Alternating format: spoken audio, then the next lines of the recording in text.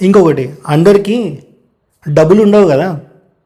ఇప్పుడు 10 లక్షలు 12 లక్షలు ఉన్న సాఫ్ట్వేర్ ఇంజనీర్లు ఇద్దరు పిల్లలను కానీ సంవత్సరానికి వాళ్ళ మీద 2-3 లక్షలు స్కూళ్ళకి పెట్టాలంటే చచ్చిపోతున్నారు.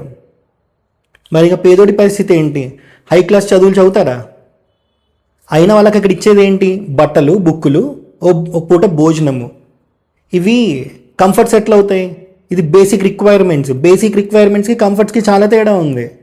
10 లక్షలు 12 లక్షలు సంపాదిస్తున్న సంవత్సరానికి వాళ్ళకి ఏసీలో కూర్చోబెడుతున్నారు పిల్లల్ని. ఆ కొడుకులు చదవట్లేదు, పేదోడు మంచినే చదువుతున్నాడు.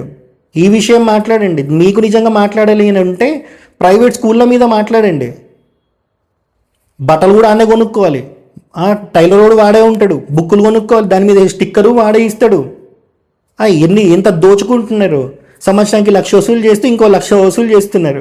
గవర్నమెంట్ స్కూల్లో ఏది వసూలు చేయకుండా ఈ 3 ఇస్తున్నారు అంతే. ఇవి కంఫర్ట్స్